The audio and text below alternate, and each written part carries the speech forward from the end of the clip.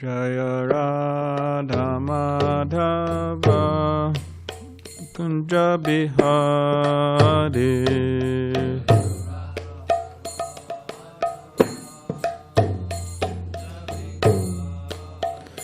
Jaya Radha Madhava Kunja Bihari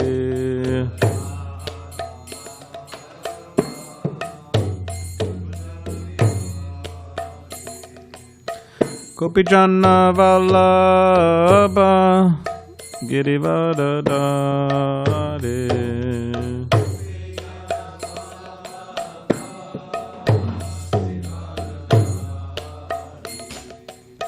Gopijana Vallabha Girivardhari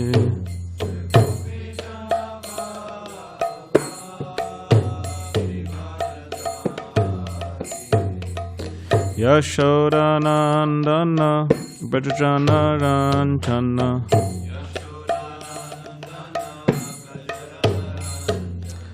Yashodanandana Brajajana Ranjana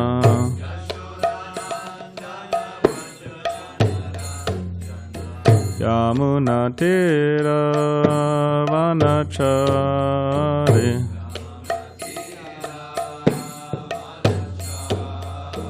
Yamuna Tira Vanachari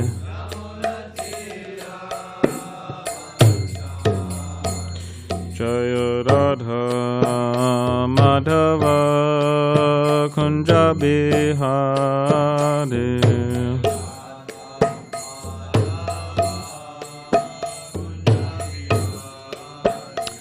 Jaya Radha Madhava Kunja Bihari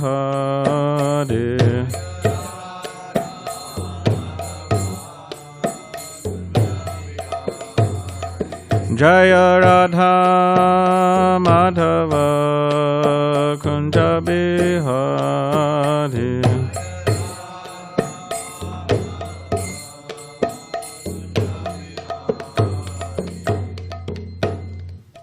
Jai Vishpad Paramahamsa Parivrajacharya Ashtotara Shuddha Shri Srimad Divine Grace A.C. Bhaktivedanta Swami Srila Prabhupada Ki Jai Jai Om Vishnu Pad Paramahamsa Parivrajacharya Ashtotara Shuddha Shri Srimad Divine Grace Srila Bhakti Siddhanta Saraswati Thakur Prabhupada Ki Jai Ananta Koti Vaishnav Vrinda Ki Jai Nama Acharya Srila Haridas Thakur Ki Jai Prem Sikaho Shri Krishna Chaitanya Prabhu Nityananda Shri Advaita Gadadhar Shivas Adi Gaura Bhakta Vrinda Ki Jai Shri Shri Radha Krishna Gopa Gopinath Shama Kund Radha Kund Giri Govardhan Ki Jai Vrindavadam Ki Jai Navadvip Dham Ki Jai Ganga Yamuna Mai Ki Jai Tulsi Maharani Ki Jai Bhakti Devi Ki Jai Samaveta Bhakta Vrinda Ki Jai. All glories to the assembled devotees. All glories to the assembled devotees. All glories to the assembled devotees.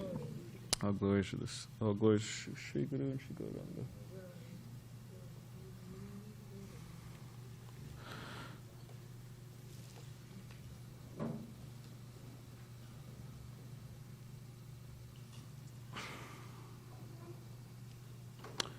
Hare Krishna. Om Namo Bhagavate Vasudevaya.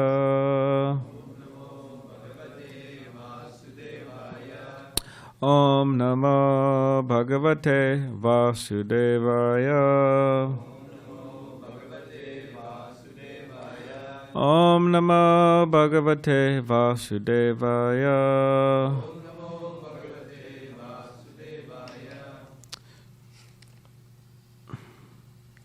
So this morning we are reading from Srimad Bhagavatam, Canto 5, entitled Creative Impetus. The Creative Impetus. Is it? The Creative Impetus. Chapter 6, The Activities of Lord Rishabhadev, and we're on text 18.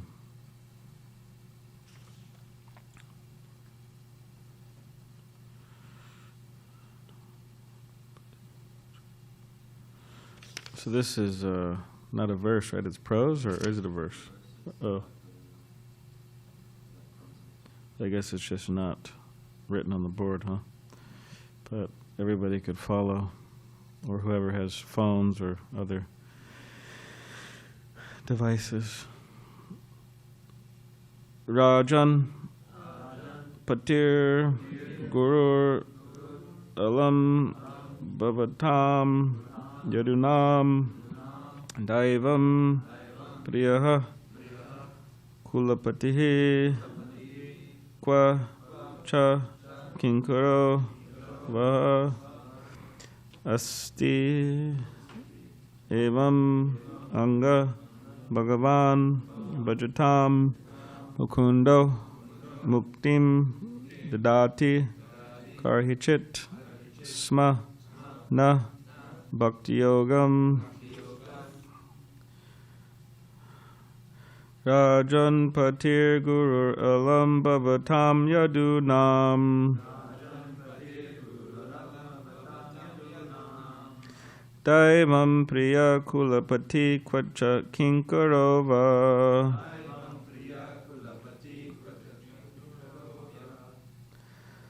Astve Vam Anga Bhagavan Bhajatam Mukundo Muktim Dadati Karhichit Sma Na Bhakti Yogam Rajan Patir Guru Alam Bhavatam Yadunam Daivam Priya Kulapati Kvacha Kinkarova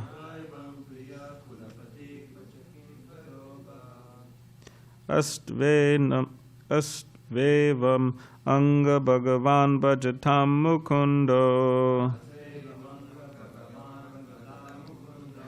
Muktim Dadati Karhichit Smana Bhakti Yogam Rajan Patir Guru Alam Bhavatam Yadunam Daivam Priya Kulapati Kvacha Kinkarovaha Astvevam Anga Bhagavan Bhajatam Mukundo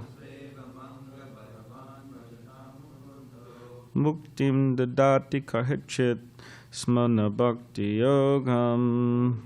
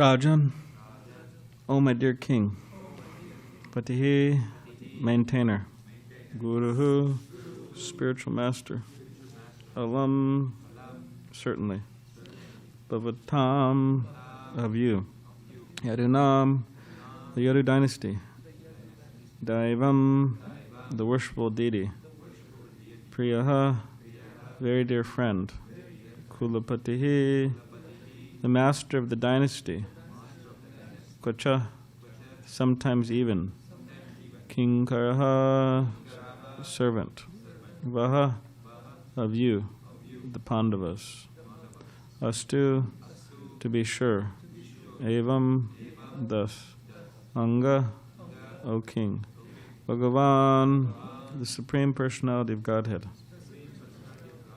Bhajatam, of those devotees engaged in service, Mukundaha, the Lord, the Supreme Personality of Godhead, Muktim, liberation, Dadati, delivers, Karhichit, at any time, Sma, indeed, Na, not, Bhakti Yogam, loving devotional service. Translation and commentary by His Divine Grace, A.C. Bhaktivedanta Swami Prabhupada.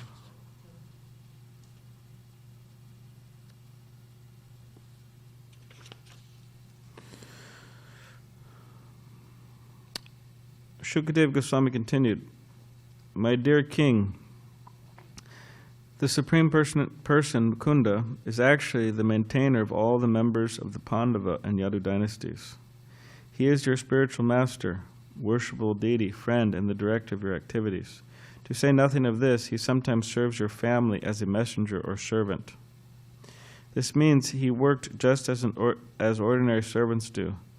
Those engaged in getting the Lord's favor attain liberation from the Lord very easily, but he does not very easily give the opportunity to render direct service unto him.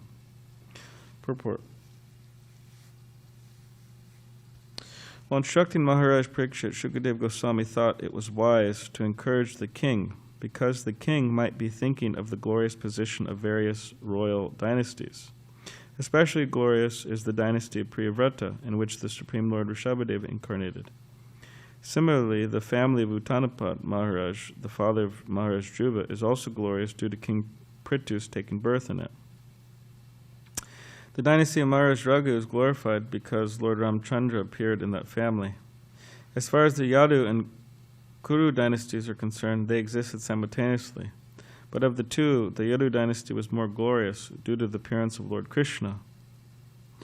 Maharaj Parikshit might have been thinking that the Kuru dynasty was not as fortunate as the others, because the Supreme Lord did not appear in that family. Neither is Krishna, Lord Ramchandra, Lord Rishabhadeva, or Maharaj Prithu. Therefore, Parikshit Maharaj was encouraged by Shukadeva Goswami in this particular verse. The Kuru dynasty may be considered more glorious due to the presence of devotees like the 5 Pandavas. Who rendered unalloyed devotional service. Although Lord Krishna did not appear in the Kuru dynasty, he was so obligated to the Pandavas' devotional service that he acted as a maintainer of the family and spiritual master of the Pandavas, although he took birth in the Yadu dynasty. Lord Krishna was more affectionate to the Pandavas. By his actions, Lord Krishna proved that he was more inclined to the Kuru dynasty rather than the Yadu dynasty. Indeed, Lord Krishna, indebted to the Pandavas' devotional service, sometimes acted as their messenger, and he guided them through many dangerous situations. Therefore, Maharaj Parikshit should not have been saddened because Lord Krishna did not appear in his family. The Supreme Personality of Godhead is always inclined toward his pure devotees, and by his action, it is clear that liberation is not very important for the devotees. Lord Krishna easily gives one liberation, but he does not so easily give one the facility to become a devotee. muktim dadati karchitsmana bhakti yogam. Directly or indirectly, it is proved that bhakti yoga is the basis for the supreme relationship with the Supreme Lord. It is far superior to liberation. For a pure devotee of the Lord, mukti is automatically attained.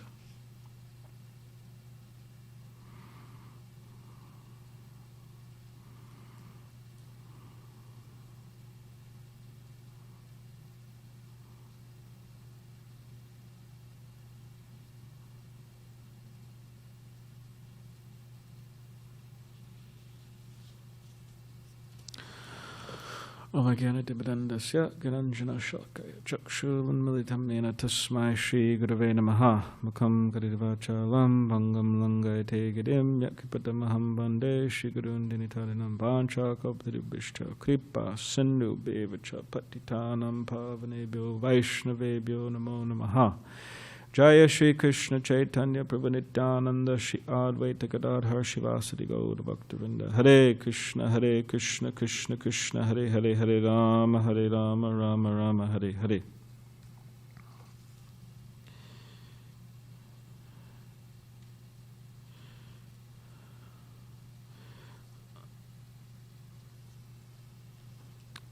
So the more we become Krishna conscious, the more our value system will change. Do you think you could close that $1,000 door that we installed that's never closed?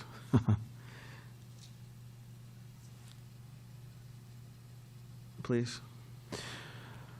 To keep the pujari room and the bathroom separate. Paid $1,000, or however much it was. So the more we become Krishna conscious, the more our value, what we value, will transform or change. And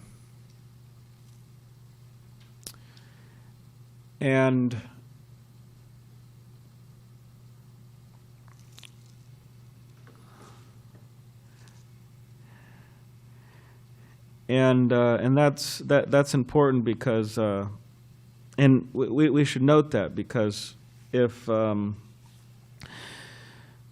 we should see some practical change in what we value, and what we're valuing in life through our practice of Krishna consciousness.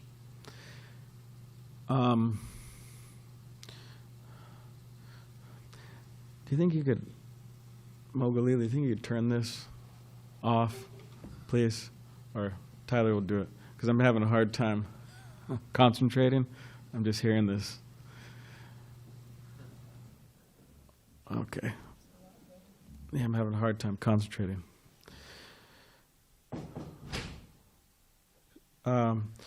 So the more we, so this is proof that we're becoming Krishna conscious, right? We want some proof. Okay, what's the proof? Well, our what we value is value system's changing. Previously, we may have been very attached, addicted, absorbed in so many just pointless or mundane things that ultimately have no value. And as through the practice of Krishna consciousness, we begin to lose our attraction to all of those things. And as time goes on, we should lose more and more attraction, right? What is it? Not Dhyato Vishyan Pumsa Sangaste Shubhajayate. The one Vishya Vinivartante Nira Hasya Dehanaha Raso Varjam Rasopyasya Param Dushtva Navartate. So the conditioned soul may be restricted from the objects of sense enjoyment, but the taste still may be there to a degree.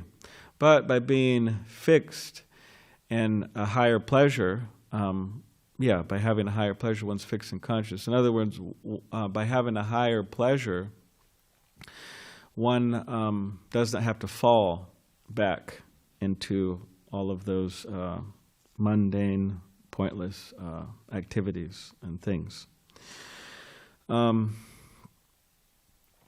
So Krishna, he has a certain value system. He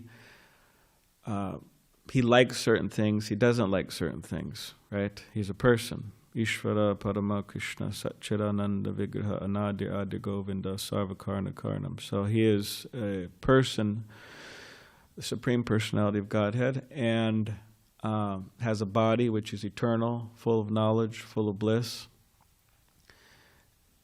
And because he's a person, he has likes and he has dislikes. That's what it means to be a person. Everybody here in this room has likes and dislikes. Tyler likes chilies and Dimitri doesn't. Right? And that's fine. That's right. Different personalities. So similarly, Krishna has likes and dislikes, and not just what he likes to eat. Of course, that's there. Patram pushpam phalam toyam yome bhakta priyachati. Right? If one offers me with love and devotion, Krishna says, a fruit, a flower, a leaf, even, I'll accept it. Right? So he has preferences in terms of his diet, but he also has preferences in terms of other things, of everything. For example, Krishna plays a flute. That's his preference. He could have played a saxophone or mridanga or whatever, but he's playing a flute. That's his preference. That's what he likes to do. He dresses a certain way, right? He could be wearing anything, but he chooses to dress how he dresses. Chooses the atmosphere, right, of Vrindavan and so on. So our value system should become, you could say, more like Krishna's. In other words, we value what Krishna values. Not that we become Krishna, because we can never become Krishna, but we're part and parcels of Krishna. Mamai vangsho jiva loke jiva bhuta sanatana. That Bhagavad Gita, Krishna is saying that all of these parts and parcels, everyone, they're my part and parcels. Right? So it's actually natural for us to value what Krishna values. That's our natural state, actually. So then the question, okay, then we get into what does Krishna value? Well, Krishna values many things, but one of the things he values, practically his whole existence is revolving around his relationships with his devotees. That's what he values. He doesn't value social media and having all types of, friends. He doesn't value isolation. He doesn't value selfishness. He doesn't value so many things. But one of the main things he values is the association with his devotees. And if you analyze Krishna's life very carefully, we'll see that. He's always with his devotees, right? Madhya Yashoda, Nanda Maharaj. If he's not with them, he's with the cowherd boys. If he's not with them, he's with the gopis, right? He's always with devotees because he values them. So similarly, our life should be a life with loving relationships with Krishna in the center. And that's what Rupa Goswami is saying to us, right? In the Nectar of Instruction. Tadati pritigrinnati gulyam aikachi prichati bhunkte bojayate chaiva shadvidim priti lakshanam. So priti lakshanam means 6 loving exchanges. Priti lakshanam means with love, not with hate, not with whatever. right? Not with indifference, not out of duty, with love. Of course, that word, right? It's a very misunderstood word in today's world, but Priti Lakshanam says with love. What should the devotees do? Offer gifts. And then one devotee was joking, all right, that sounds good. I always like to accept gifts. Offer gifts and accept gifts, right? So one is to offer. Okay, we accept, sure. That's the easy part, right? But to offer is also there. Offer gifts, accept gifts. And Srila Prabhupada would get so many things from devotees. Sometimes he'd have a hard time figuring out what he should do with them. There was one case actually where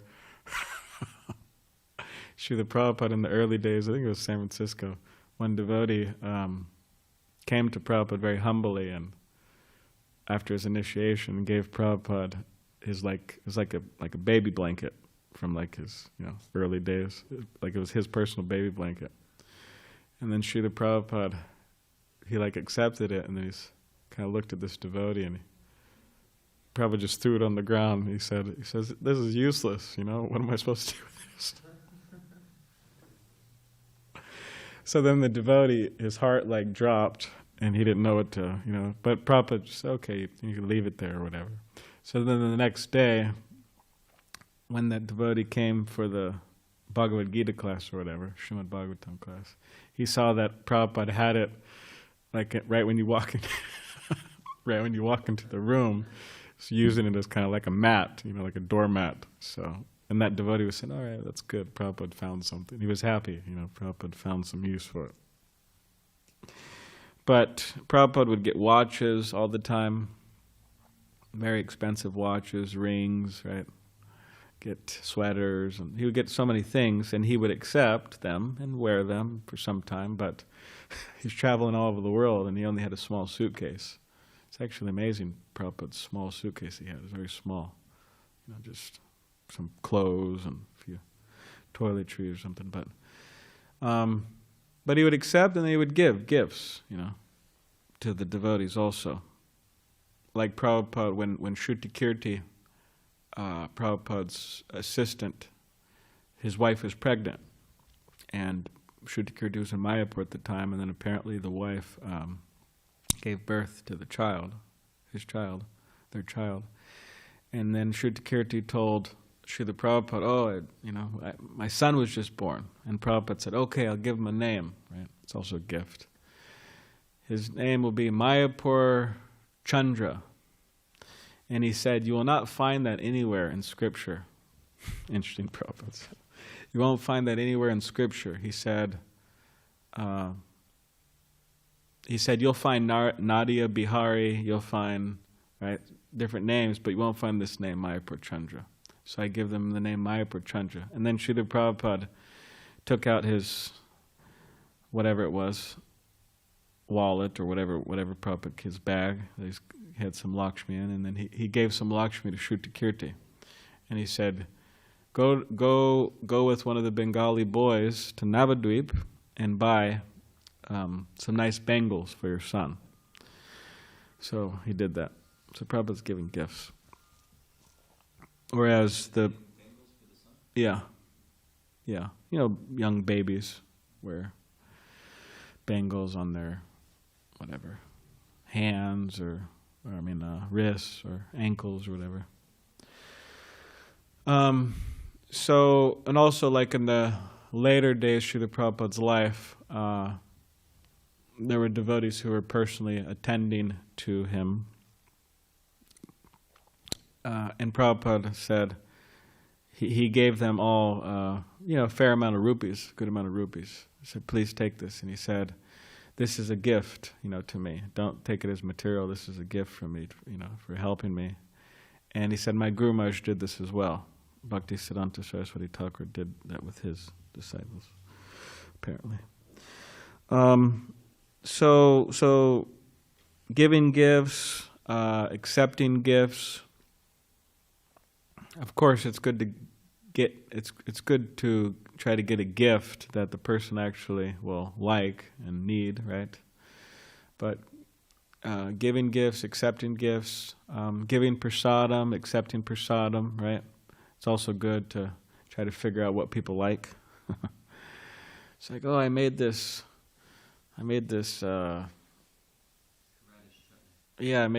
radish chutney, or I was thinking a strawberry cake, but the person's like, just hates strawberries or something. But, it's good to find out what people like and then give that to them. Chaitanya Mahaprabhu, as the example of perfect devotee, he would serve devotees personally, and he would say, oh, give him more of this, give him more of that, give him more of this, because he knew what all the devotees liked, specifically. He noted it, what they like. So, giving prasad, accepting prasad, also as a point of etiquette, whenever anybody gives prasad, we should accept it. That's, oh, I'm not hungry, Prabhu, thanks. But even if we just take a little bit of it, or if we take it for later, something like that, that's an important point, because it's kind of like somebody's like offering you something, you're kind of like shutting them down, so better to accept. Also with cooks, if cooks know devotees like certain things, then it's a good way to serve devotees, right? So offering prasad, accepting prasad, inquiring confidentially, and revealing one's mind, right? So Srila Prabhupada brings up in that purport, a more experienced devotee will share, and a less experienced devotee will hear. So that's there. So Krishna, he's all about loving relationships, and Rupa Goswami is also saying we should be in his Nectar of Instruction.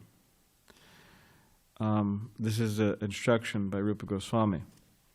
So it's interesting here because in the purport, Prabhupada says the Yadu and Kuru dynasty existed simultaneously, but of the two, he says in the beginning of the purport, the Yadu dynasty was more glorious. Why? Why? Yeah, Krishna appeared. That's why. But then Prabhupada says, in the second paragraph, he says, the Kuru dynasty may be considered more glorious. And why is that? Yeah, due to the presence of devotees, like the 5 Pandavas. So, okay, Krishna appeared in the Yadu dynasty, so it's more glorious. But then he says, same purport, that it may be considered more glorious the Kuru dynasty because of the presence of the 5 Pandavas, the pure unalloyed devotees, right? And this is what Shukadev Goswami is telling Maharaj Parikshit as encouragement, that you come in such a great line. Okay, Krishna, Ramchandra, Rishabhadev didn't appear there, but you have all these other great pure devotees. And they were so pure that Krishna was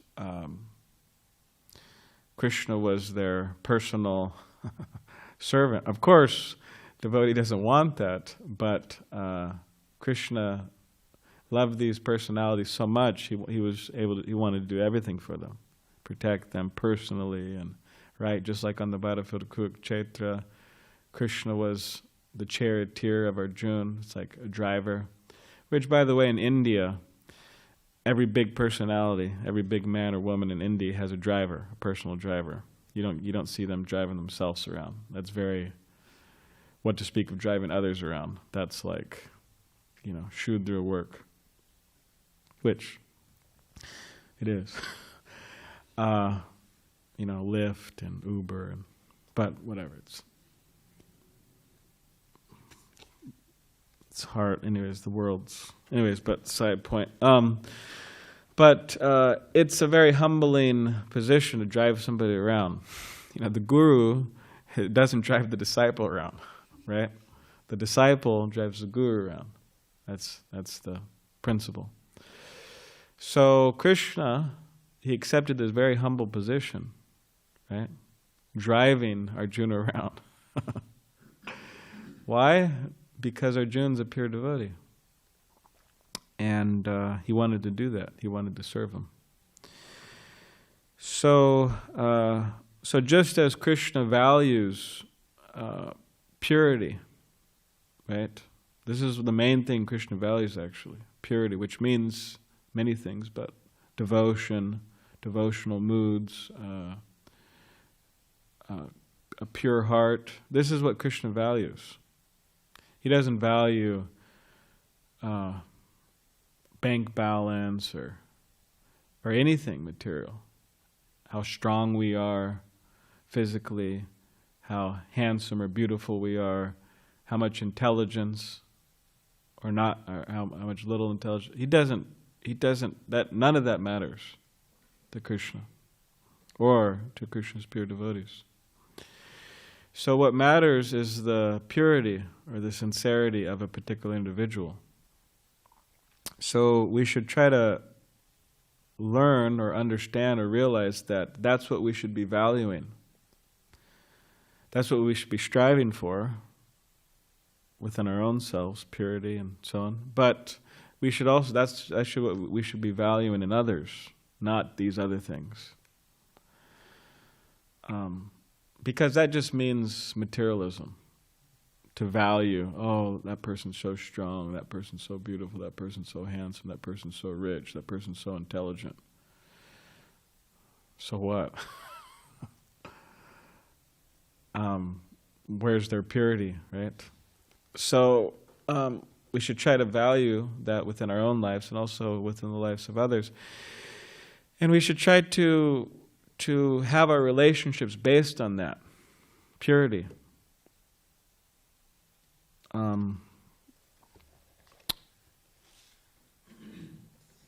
And to be, you could say, honest and open. Like ultimately, if I feel a particular way, speaking for myself, if I feel a particular way and I have a particular opinion about something,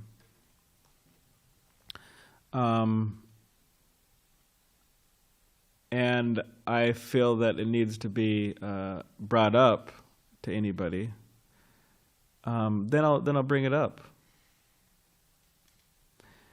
If somebody asks me something about anything, then I'll tell them what I feel, and I'll tell them my perspective on it. And I don't have a reason to hide, what I'm thinking about anybody or any particular, situation or thing. And whether it's, so I'm just saying that about myself, because I'm living here and I happen to be living with all of you for the most part. So it's not that I'm like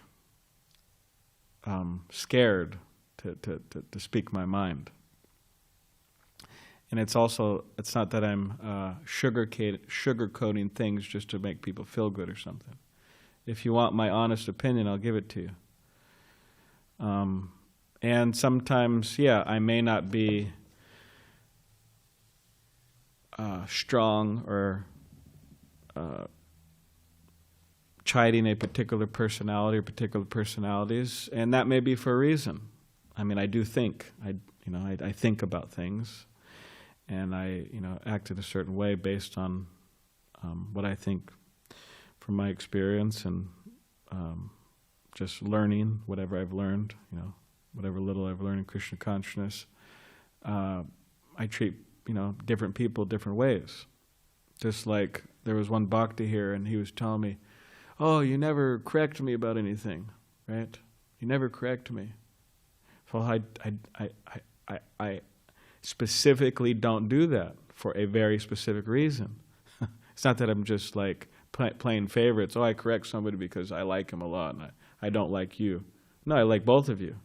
But I'm treating both of you differently because I think that this person could handle it well, and I think you can't, in essence.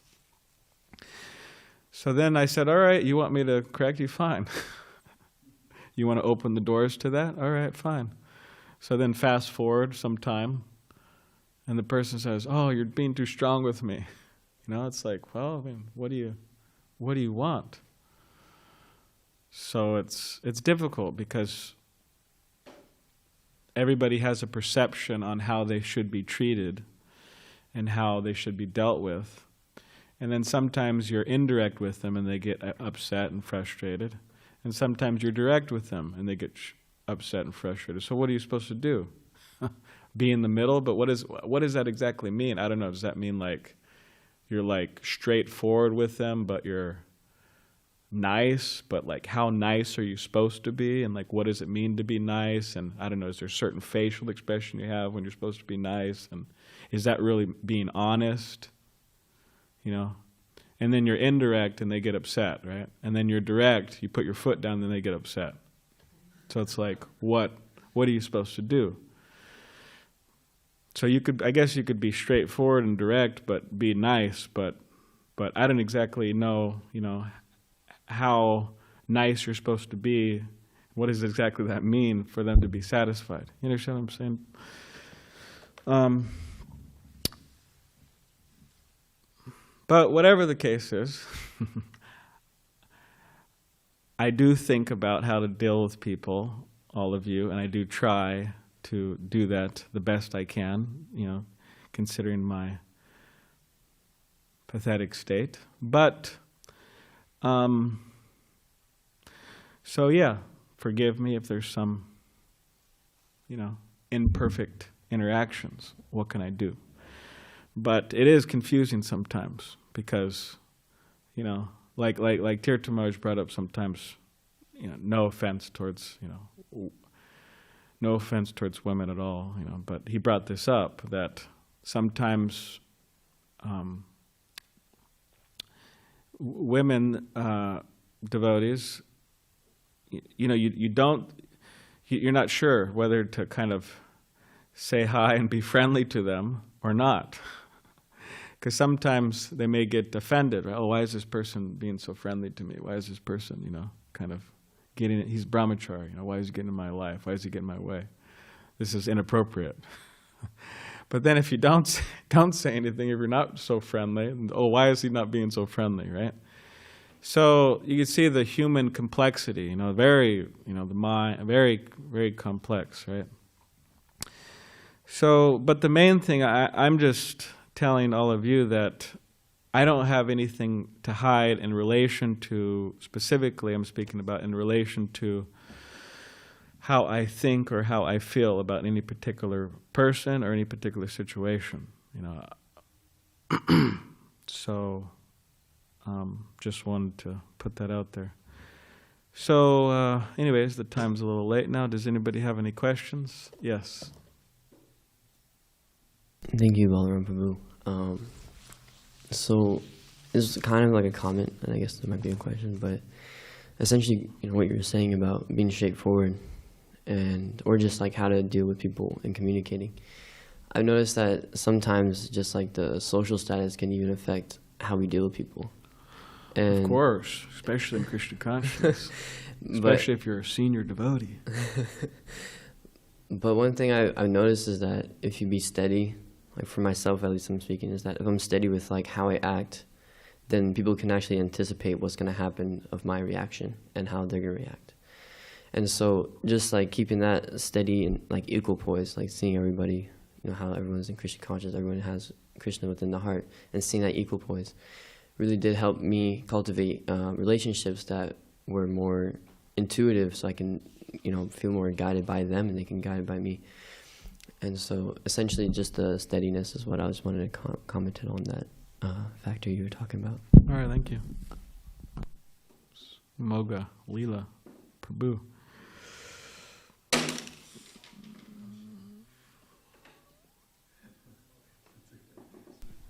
Hare Krishna.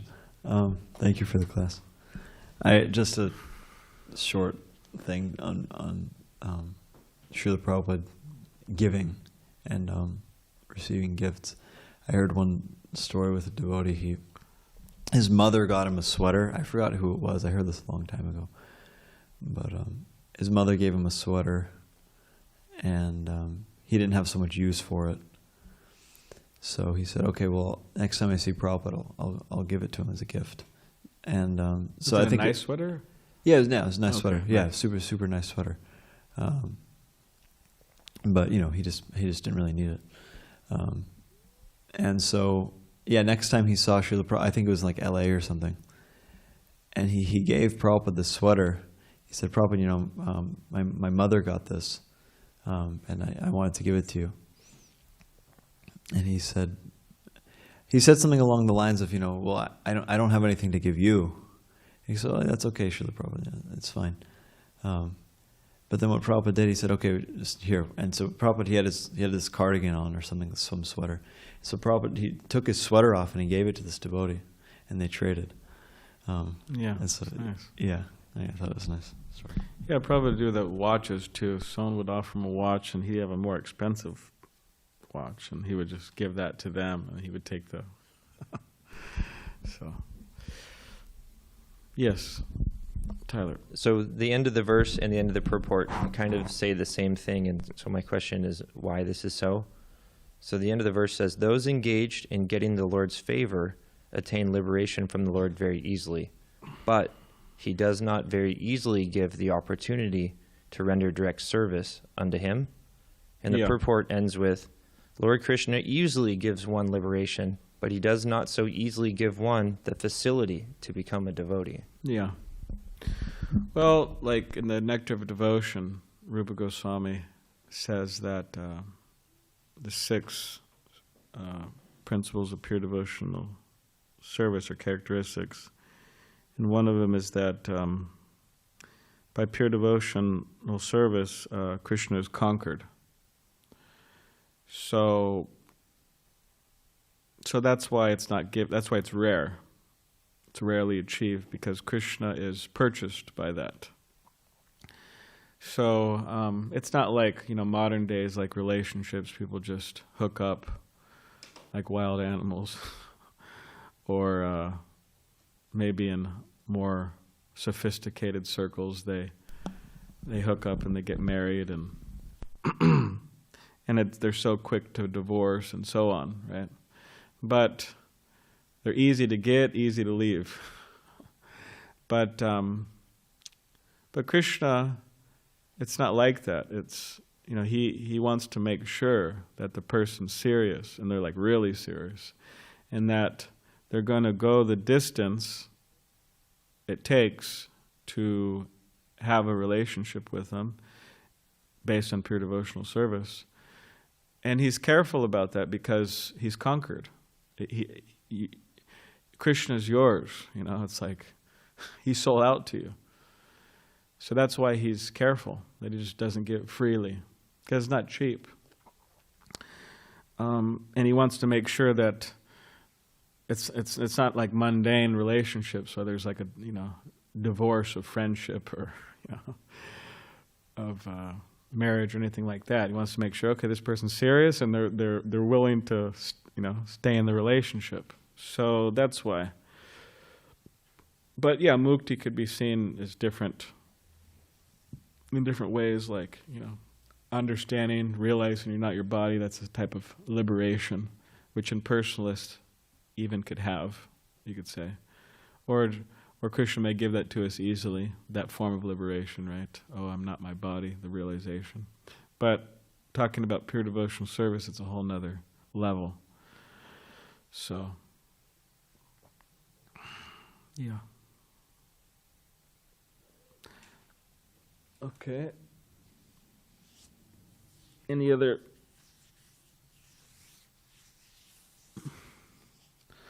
All right, so tomorrow is the last verse of this chapter. And Vijay Prabhu is going to speak. And then Friday is chapter 7, we're getting into the activities of King Bharat. And then we're going to start about how he renounces, and then we're going to Jud Bharat, right? How he becomes a deer and so on. Anyways, amazing pastimes. Coming up, 5th canto is amazing.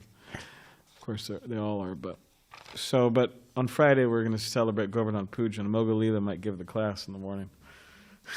We'll see. But maybe Javita Prabhu or somebody else. All right, Grantaraj Srimad Bhagavatam ki jai, Srila Prabhupada ki jai.